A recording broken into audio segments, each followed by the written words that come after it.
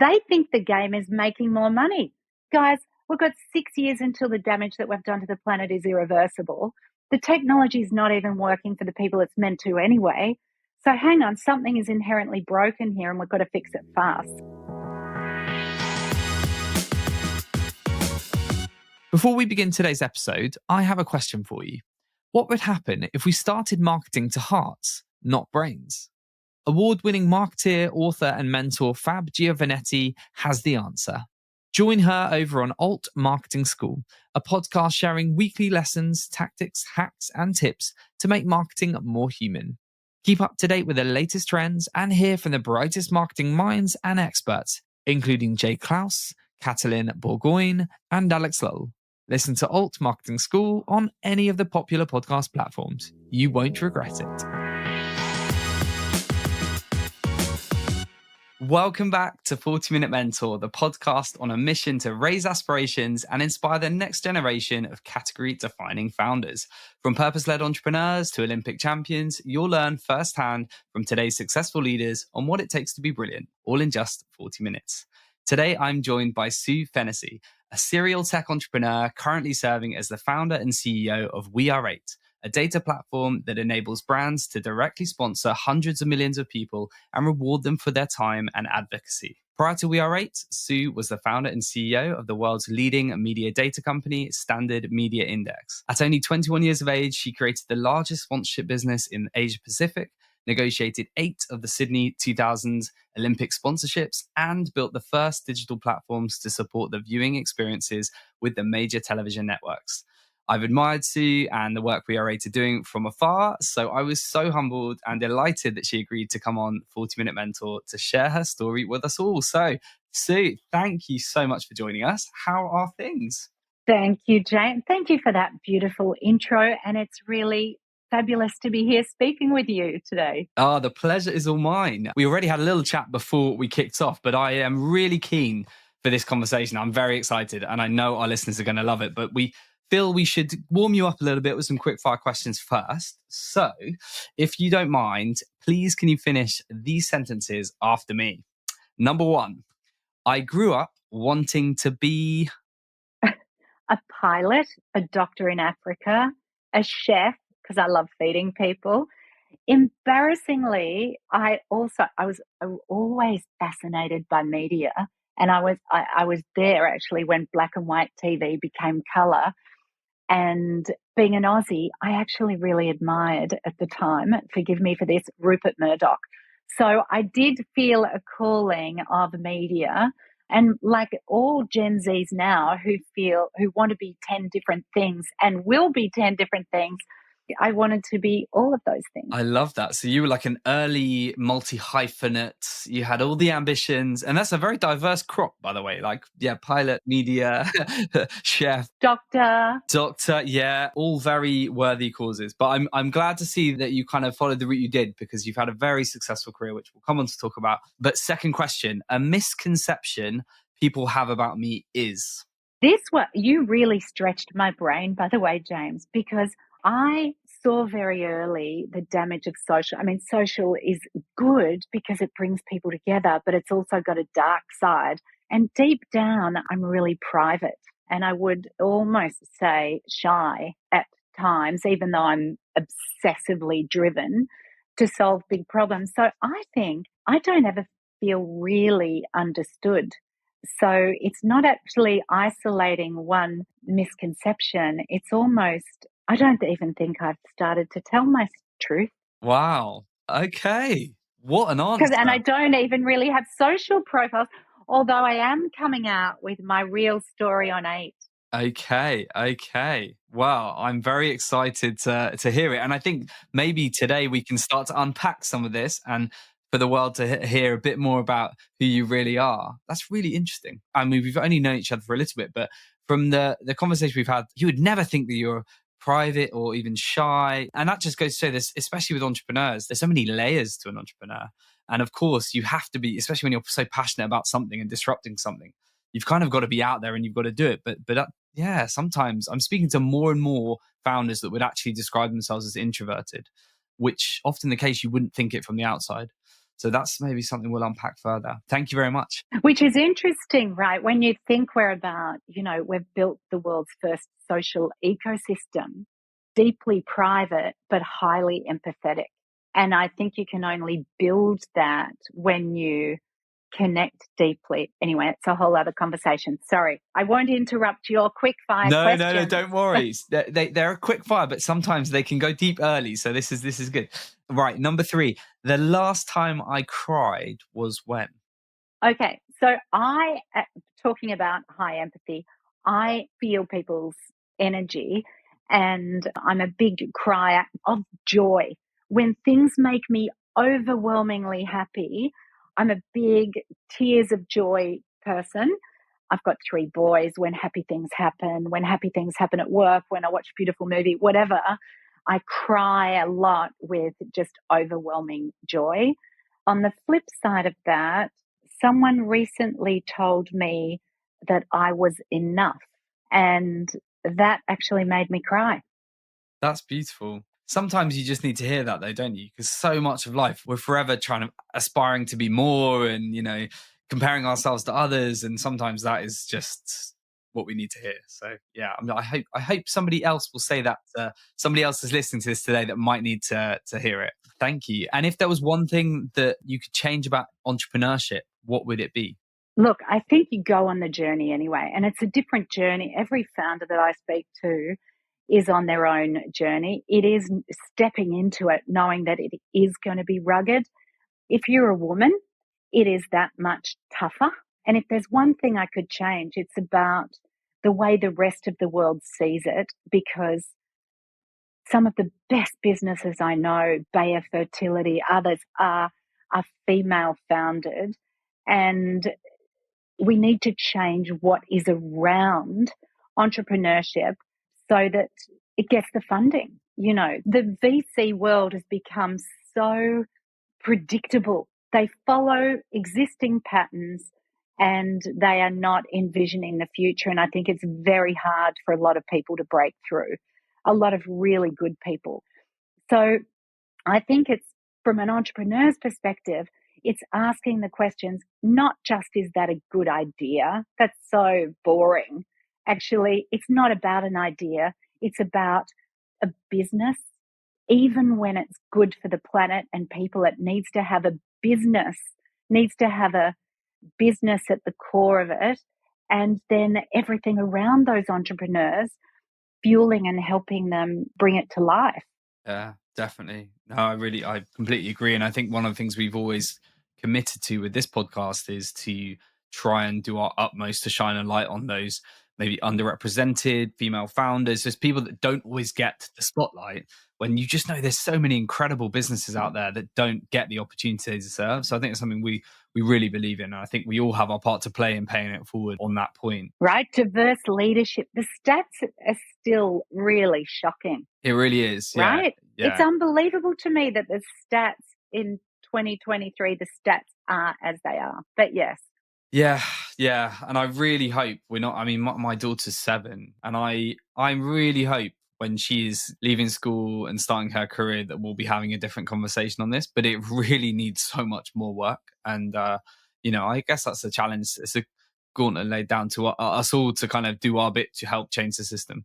James, that's exactly why. That is personally for me. I have 2 big drivers that, and look, make no mistake, we want to build the biggest digital media company in the world, but it's the injustice of what is happening to people with the big tech companies controlling what we see, how we feel, controlling us, selling us. We are the largest unpaid workforce in human history. It's the injustice of that, and it's that we're not being valued. So it's setting it. So it's the injustice piece.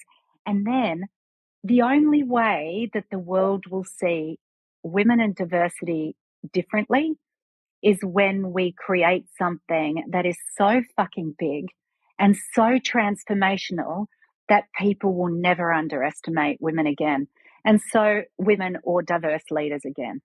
And we live in a world, technology controlled by, and I have 3 white children, male children who I adore, clearly, but we have to change the status quo so that everyone can be who they want to be, and and people will never underestimate people again. And the only way we're going to do that is build something really fucking big and transformational. So on one hand, it's the injustice that drives me, and on the other hand, it's your daughter. By the way, to solve the world's biggest problems, I can't see those guys solving them. They think the game is making more money. Guys, we've got 6 years until the damage that we've done to the planet is irreversible. The technology is not even working for the people it's meant to anyway. So hang on, something is inherently broken here and we've got to fix it fast. So true. Love this. Yes. And we'll come back to this because I really want to talk more about what you're doing right now. So we'll come back to it. But yeah, I think there's a lot of food for thought there. Last quickfire question. My biggest failure to date is? Oh God, James. So when I saw this question, I actually did go through and write a whole list, and I thought this list is ridiculously long because there are a lot, let me tell you. But I think the failure to date is not yet being perceived alongside the big tech as big tech, despite all this whole ecosystem that we've built. And that it's the same as the question before. That's what we're going to flip. That's what we're going to change. We're going to shine a big, bright light on what is broken. And I think people inherently know anyway now. But my biggest failure is that I'm not where I want to be personally. Like people can say, oh, you've had a great career or whatever. It's getting to the point that I see in the next 2 years, because it's not even about me. I see the work that we're doing as so important because I look at what I'm doing as in service, right? So if I fail, I feel like I'm failing people because I can't see anyone else that's working on this big stuff. It's a lot of pressure, We've but got to it's fix it. a great challenge. Yeah. No, absolutely. Do you know the funny thing? Someone recently told me, they said, that's really good, Sue, because I see how obsessed and dedicated you are to fixing the system and building an ecosystem that serves people and creators and the planet and all stakeholders. But actually, I need to help you and look after yourself. So I'm going to call your work a hobby. And do you know, as soon as he said that, it shifted, because it's all about perspective, right? That's what they say. You could look this way and say, that is so overwhelming, I can't cope with it. You can be in the same spot and turn the other way and go, oh my God, this is the best thing on the ever that's happening to me. And I'm personally so ready for this. And as soon as he said that to me, just all washed up, I know that I'm living my purpose anyway. I know I'm working 14 hours a day. That doesn't stop. I'm more focused, but I don't feel the burden of it.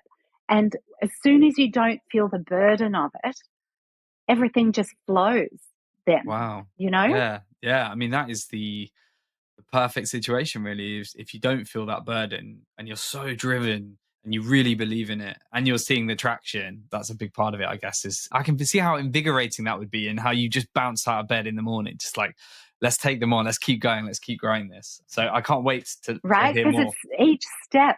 It's almost those small steps ahead. By the way, I still tell myself when I do that sun salute in the morning, I've got to show up today and not fuck it up. I still dedicate myself in the most committed, prepared way as I possibly can. But, I'm going to fail every day along the way. Although I think as soon as you kind of let it go, you fail less anyway, and you feel just more in flow with everything that you've got to do. And I think it takes the pressure off your team, because when you have I've got a team now, nearly 100 people, and everyone is working really, really hard. And it's important they can have perspective on their work so they can show up in the best possible way as well. So awesome. Wow. Thank you so much, Sue. I feel like we've really, or like more so than anybody else, I would say those quickfire questions have given us a great insight into you. And I can't wait to learn more. Sorry, they're long-winded. No, I They love it. should have been not quick fire, long-winded, Sue. Do you know what? It's amazing how some of the most poignant and powerful things come out of the quickfire questions. So I'm sure the rest of this conversation is going to be even deeper and even more wonderful, but that was a fantastic start. So thank you. But I do want to take you back in time. You started your first business at 21, which is quite remarkable. Where did that drive to be a founder? Where did that entrepreneurial spirit come from? And how did you learn the skills and resilience to kind of handle that at such a young age? Do you know the funny thing? I actually asked my parent. I feel very grateful. Both my parents are still alive and are really wonderful human beings. But I asked them that recently because, God, at 21, I mean, I didn't know what I was doing at all. And I did start in my bedroom. I worked in radio. I moved back home. I broke my leg, started this business. And I think it's just seeing things that are broken. I think you don't choose to be an entrepreneur. Entrepreneurship chooses you. I think that's true of any sort of creative venture, musicians, artists, actors, creators of any kind. It chooses you. So once you know it's chosen you, you don't even know it's chosen you. It just flows through you. And then you see broken shit and in your brain, you've worked out how to fix it. And half the time, I mean, even when I built Standard Media Index, when I look at that, I didn't know how to build data infrastructure inside the world's largest media agencies and but you work it out because you know what they're doing now is fundamentally broken. And so when I see broken stuff, I just have this overwhelming urge. And I think it's the game of chess. I like reimagining stuff. I like fixing stuff. I like imagining how it could be. And I like doing that with things on a really big scale. And because when you start joining all the dots, it just gets bigger and bigger and bigger and bigger. And by the way, a lot of people can't handle that. I've been told 50 million times. Sue, that is not relevant. But I realize as I get older, what I'm not doing is telling the story on how I joined the dots to get there and why that is extremely relevant. And one of our amazing investors, Channel 4, Vinay Solanki from Channel 4 was in this morning and he said, Sue, you haven't just built a social network. You've built the world's first social ecosystem. And in the new ecosystem, every stakeholder thrives, whether it's a person who's getting valued and paid every time they watch an ad and now they're changing the world, whether they're having a beautiful social experience that is free from hate and wonderful, whether it's a creator that can now create in a purely free way, whether it's an advertiser through the buying engine that's now getting better results than any other platform and can engage and connect with their people in a much more meaningful way, whether it's a charity because they're the recipient. And what we worked out is the way we live now, James, we're living in a broken, all our technology globally. I mean, look, we have 2 billion people on our planet living on Facebook. And we're launching a new incarnation of groups on 8, which is very, very exciting. But no one can thrive when the economic model that links that, well, first it was started with the intention for guys in a dorm to get dates. And then it's become the biggest manifestation ever of judgment and connection and everything, good and bad, right? But the ad model is so broken because when you make $120 billion, which they did last year, out of the people without any idea that you exist to serve the people, you're stripping everyone of value and taking all the money. So no one else can exist here in a really healthy, sustainable way. So back to the 21 question, I didn't know what I was doing. I had no idea what I was doing, James. But I learned along the way and I was grateful that I had some amazing clients and partners and team who really believed in doing things differently. And I remember we won 8 of the big Olympic deals for the Sydney 2000 Olympics. And I remember going up to pitch to big brands and against these huge companies out of the US that had just come off the back of Atlanta, and they're saying, this is what we did in Atlanta and this is what we're going to do for you. And I actually went in and I said, well, actually, I've never been to an Olympic Games, and neither have most Australians. Like 99.9% of Australians have not been to an Olympic Games. But this is how we are going to connect your brand and your business with every Australian on an emotional level, on a connected level, and we won everything. And there's something beautiful about not knowing. Is my learning from that stage, I didn't know a fucking thing. I led from my heart, and I've got a pretty good brain, so I tried to join all the pieces together and reimagine everything. But I just spoke the truth, and it kind of worked out, although, you know, there's lots of mistakes along the way. And then for me, it's just like playing chess under here. How can we do it differently? How can we win? Look, as a woman, I always fight for the underdog. If I see any kind of judgment or abuse, I'm always in there fighting for the underdog. I'd chop off my arms. You know that Monty Python scene? I've still got my head. I'll be in there fighting for them. And I grew up in a very working class suburb, and so I felt the pain of economic pressure, and not on my watch kind of thing. And which is a bit fucked up. That's why it's good it's a hobby. It's a 14-hour a day, everyday hobby. I really hope you're enjoying today's episode so far. But before we continue hearing from today's mentor, I wanted to take a minute to give a shout out to our series sponsors, Alchemist. Alchemist is an industry-leading learning and development company using immersive and interactive experiences to help increase employee engagement, levels of happiness and achievement across your teams and overall productivity. Alchemist presents L&D departments with an opportunity to innovate and be bold in their approaches to blended learning. If you love the sound of this as much as we do here at JBM, then head over to thisisalchemist.com/40-minute mentor to learn more. And now back to our 40-minute mentor. You mentioned some of those failures along the way, some of the difficulties. Can you just share, when you were at Standard Media Index, you had these big ambitions, you won against the odds, you won all those incredible projects, and it was clearly very, very successful. But what were the biggest challenges that you had to overcome in those kind of scaling early days? Well, that first business, Double M, I sold that when I was 27. And so for me, it was, and that was all in Asia Pacific. Do you know, weirdly enough, James, I didn't feel the pressure. I owned that 100%.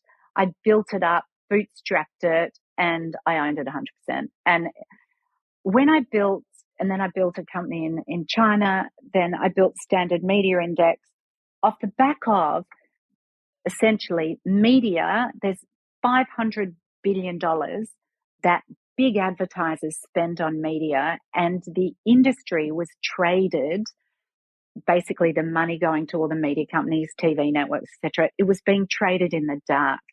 And my belief was you can only have an efficient and effective media trading industry if there's a level of transparency. So to build technology is expensive. So the challenge for me with Standard Media Index, I was able to fund the first phase, launch it in Australia, get it to profitability, but going to the US and building this infrastructure inside all the media agencies in the US, and then selling it into NBC, Disney, Discovery, all the big media companies who are our clients, that just takes time and money. And so the biggest challenge, without question for me, has always been how I explain the shit that I see so clearly in my head. And it's always, fortunately, big. I see big shit and then spend night and day working out how all the dots are joining. And once I've worked it out, then I have to tell the story. I have to articulate it. I have to build the product. I have to get all the stakeholders aligned, which in the case of SMI, we had to get all the media agencies to agree to give us the rights to the aggregate data and build the infrastructure in their systems, which was big. And people said you'd never do it, actually. But I knew that their systems were so broken, they had to do it because we built something beautiful. But then raising the money for that. And I think it's always hard. It's hard enough when you see something big, then you have to communicate it, which because I'm an introvert by nature, I've worked really hard on communication. People would think I'll go to a party and, be all high energy and everything.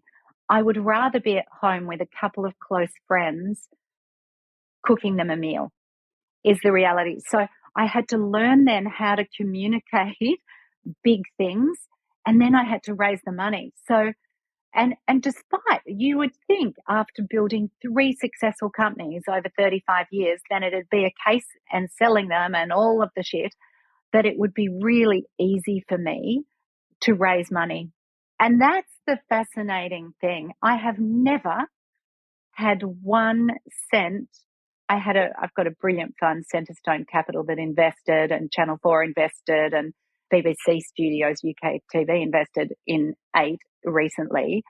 But I have never, prior to a year ago, had 1 cent of VC funding in 35 years. Wow. That is remarkable. That is incredible. And then, because they follow pattern, the first question they say is, why hasn't anyone else backed you? Yeah. Well, we're not going to fucking back you. So you're fucked from sorry, I'm swearing a bit much from Monday. Sorry, forgive me. I will turn it off. But I never swear at anyone, just by the way. I just swear with excitement. It's a bit like my crying. I only cry with excitement. The reality is, and by the way, we're going to bring this home because they're all going to be eating our dust in a millisecond. And it's already starting to happen with what's happening. And we're getting some really incredible people come in. But, it's always economics. And when you're in Silicon Valley at a certain time, and I don't look like them and I don't talk like them, but I'm still going to redirect $120 billion from Facebook back to billions of people and unite in support of the planet. So don't underestimate me. And this is for your daughter, James. And look, it's their ignorance. And I think the thing about everything is realizing that you know nothing.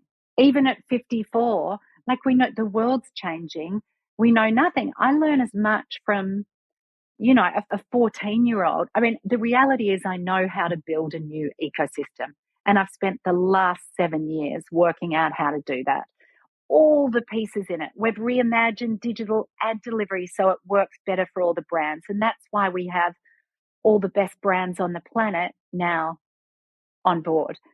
How it works for creators, which is why we've got the footballers and Rio Ferdinand and, Brick Smith and all these artists, actors, musicians coming in.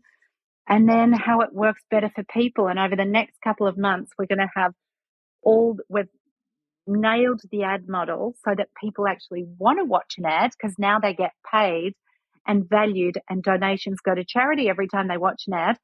So they can pay their mobile bill and their Spotify subscription. So it's good for people. I was going to say, we haven't properly introduced the business, so I'm going to give you the chance. So let's do that now before I forget. I'm just enjoying this so much. For anyone that hasn't heard, right, I'm going to give you a chance to give the elevator pitch because I really want to go in a bit deeper and I'm conscious of time. So over to you. So, and I think everyone kind of feels this, James. I mean, look, social networks have done a lot of good. We had MySpace and then it went into Facebook. And the thing we learned that people love about Facebook, it's your address book, birthdays, and groups. And then there are good bits of it on Instagram, but everyone's feeling really judged. And there's a dark side to all of this. And those platforms have never been responsible for they've never felt a duty to make people feel safe or valued. That's not why they exist. They see their job as connect. Do you know what, Zuckerberg? You've done a bloody great job of that. You've connected 2 billion people. But now we're going to inspire them. We're going to unite them. and we're going to empower them in a new social home where you feel valued, where you get paid every time you watch an ad, where we unite in support of the planet, and where we can live in a world with zero tolerance of hate. And you can't be anonymous here. So if you want to be anonymous and dodgy, just stay over there. Yeah. That's fine. Lovely. In fact, dance on TikTok, tweet on Twitter, Do but what you change want. the world on 8. Because Yeah. we really want you to scroll less and live more. And the way we've constructed it, because we've pulled the ad model out, so now you can watch 2 minutes of ads a day, whenever, wherever you want. Every time you do, you get paid. You can pay it forward to charity, or you can use it to pay a bill like your Spotify or mobile bill.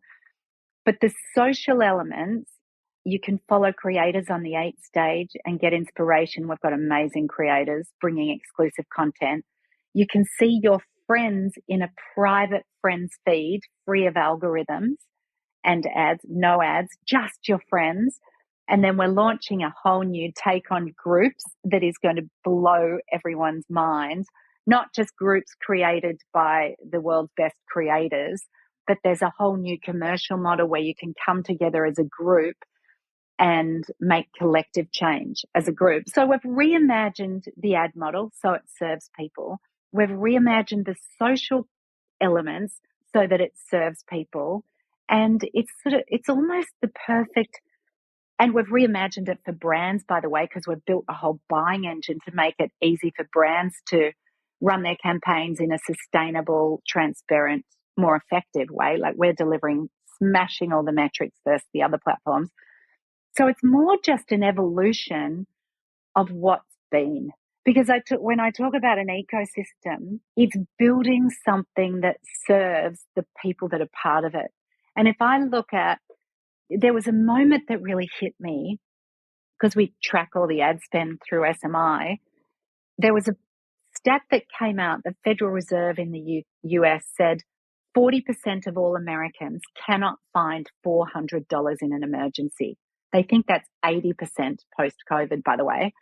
And I looked at that and thought, oh my God, people cannot get food on the table.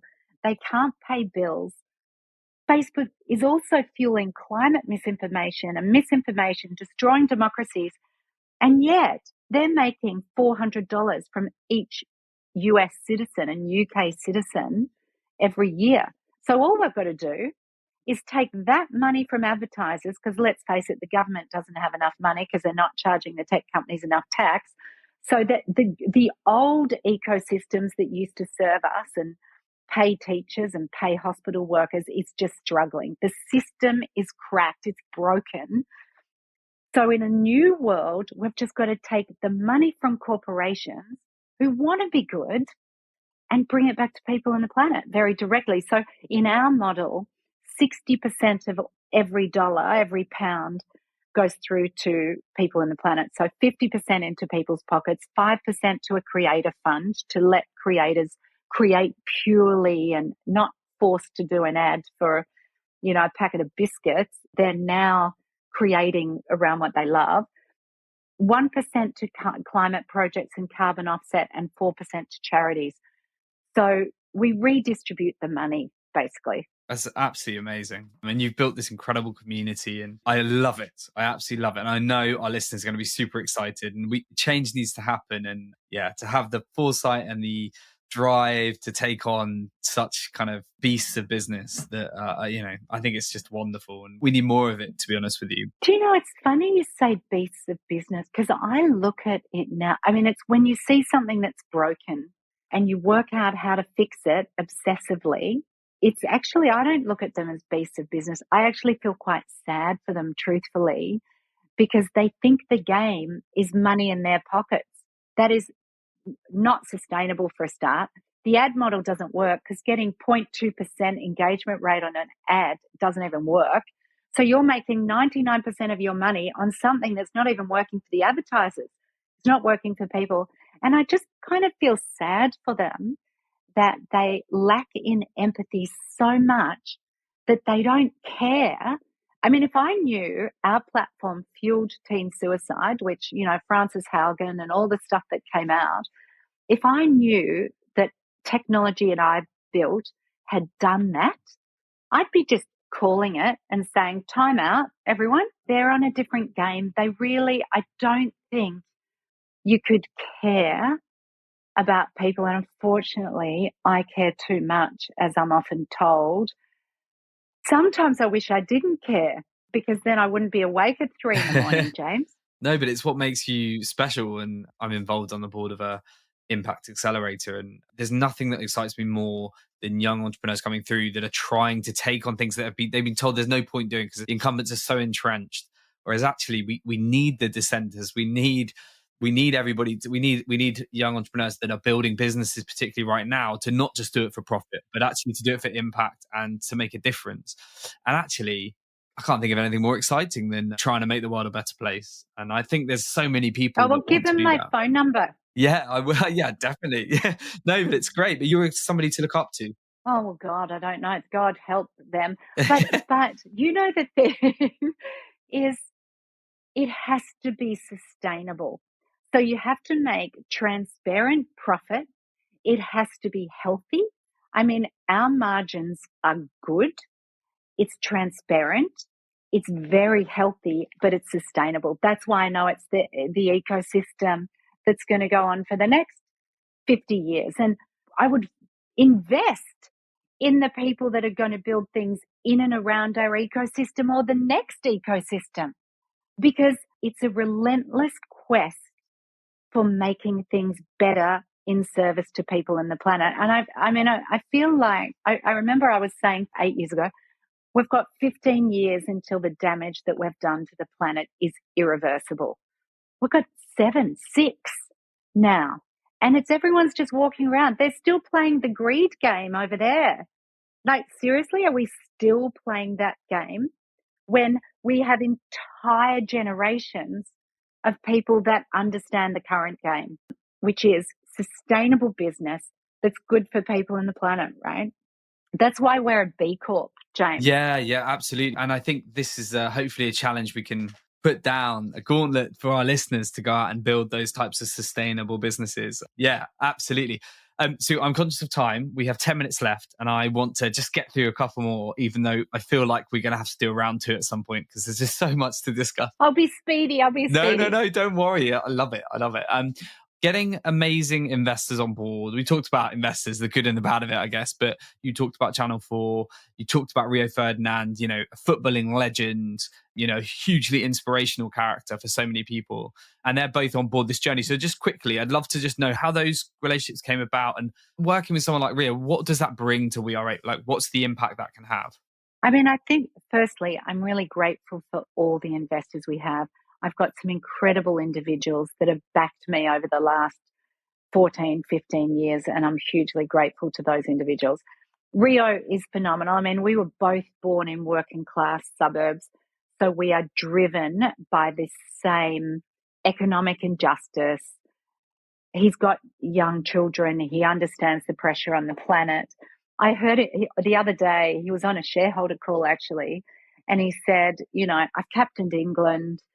I've captained Manchester United. I've been a football pundit, all of this. But actually, this work I'm doing now is going to eclipse everything. And that nearly made me cry, James, because he's got real, I think even for him, the best is yet to come with the work he's doing now, with a real understanding of what people need. We're in a mental health crisis, a climate crisis, an economic crisis. His amazing documentary just came out around those things. And so many people that are part of our core. I mean, I look at Brick Smith, who's an incredible, she was lead guitarist for punk band The Fall. As a woman in the rock industry, and the music industry, you have to fight for your place in a very male-dominated world. I mean, I look at beautiful Sanjeev Bhaskar, who, is a British Indian comedian. Love. I mean, all of these, for everyone, and we have some incredible people at the heart of 8 with us, they understand, they've been through their own journey. And even all the young people, we've got young chefs, amazing people. So I think all of these people are now at a point in their lives and careers where they understand we're in service and we're elevating others. So I look at the work they're all doing around elevating other creators, musicians, comedians, sports people, chefs. So it's actually the collaboration between people like Rio and, you know, the young footballers, how he elevates Rashford and others. I mean, mind you, Rashford's just a rock star at the moment, right? But it is, you know, I just feel really grateful. That came about through BT. So BT EE, we're pre-installed on all EE devices. We've got a partnership with BT. So that came through a wonderful Kim Fitzsimmons whose birthday is the 8th of the 8th, actually, by the way. And so I feel fortunate that even though stuff is hard, you know, we've had some amazing people who are part of it with us. So, and then it just keeps flowing. And Well, yeah. good people bring good people, right? So true. And I'm a big believer in, yeah, just kind of if you're giving something back to the world and you're kind of paying it forward to others, then it comes back around. And I'm hugely grateful for that. It's same with most of the guests on our podcast. It kind of organically evolves from, you know, people telling others, and it's so powerful. And it's great to see someone like Rio involved in this, because I think actually footballers are so, you know, we're a football crazy nation in UK, and when you see your heroes getting involved with tech businesses, like, that is a powerful statement of intent. And I think it's also, it will inspire a new generation or a different demographic to kind of sit up and listen and, you know, be interested in why he's got involved in this. So I think it's great to see. Oh, we'll do a follow-up. Yeah, I'd We'll love both to. do a follow-up with you Oh, that'd be in amazing. 12 months. Oh, that would be We'll both awesome. do the follow-up. Oh, thank you, Sue. Well, we're sadly at an end, and we definitely will do that follow-up. I'd love that. But we've got 3 final quick wrap-up questions. So in one sentence, what do you think the future holds for 8? A new social home for 1 billion people on the planet, where we come together, where people are getting inspired, empowered, and united every day. That would be wonderful. I am fully behind that. Fingers firmly crossed. And if you could be mentored by anyone, dead or alive, who would it be and why? Oh, this was tough. So I'm in love with a lot of dead people, actually. Leonardo da Vinci, I mean, genius, everything he created. Steve Jobs, sorry, I just have to say that because of everything he did. Marie Curie, I look at how a woman like that was really pushing the boundaries on science then. It is incredible. James Lovelock actually is an American molecular biologist, and he only recently died. He was 98. He wrote a book that blew me away. I was really hoping to meet him actually, about AI as the next species being born. And he talked also about how, as a scientist, we never gain enough cred. Scientists would work in a linear way. If we accept the sort of female way of thinking and intuition, we would have discovered so much more, because it's not black and white. And what he did and the way he elevated something like an unexplained intuition, but then his whole understanding of AI, as well as science and technology, just I would have loved to have met him. There are so many people. I've just realized that everyone on my list is sadly not here anymore. I have fallen in love with a few 90-year-olds, including David Attenborough, who I hope I get. Through this BBC partnership, I'm really hoping that David Attenborough gets to see the ecosystem that we've built for 1 billion people to take tiny actions in support of our planet every day, because that is what's going to save our planet, or save our species, actually, while we live on our planet. Yeah, so true. No, thank you, Sue. Final question. What's the best piece of advice that you've ever received that you'd like to pay forward to our listeners? Oh, so I was talking to my amazing COO, Hayley Deitch, this morning about this question, because I've received a lot of advice, as you can imagine. I haven't always taken it, by the way, but it's realizing you kind of know nothing. And she said, treat everyone the way you would like to be treated, because that creates a better kind of world. And people remember how you make them feel. And it was a beautiful piece of advice that I had from her. I mean, she's 34, and I had it from her this morning, and it really anchored me in reminding me how I need to show up every day. So I had that advice this morning, James, and Oh, it was that's beautiful. great. Oh, what a great place to end this. Sue, it's been such a joy. I love what you're building. I'm completely, and I know all of our listeners will as well, be rooting for you, and anything we can do to support, we'd love to, because I think it's bold, brilliant, and I'm sure going to be even more successful. So thank you for sharing your story. Thank you for being a 40-minute mentor and inspiring, I'm sure, many, many others. So wishing you all the very best for 2023. And thank you so much for making my Monday. I've got a bit of man flu. This Monday has just started in the perfect way by having this conversation. So I'm hugely grateful for that from a personal perspective too. Oh, James, thank you for being so generous. I've loved chatting with you. Oh, thank you. Well, I look forward to doing it again soon. Thank you. Wow, what a conversation.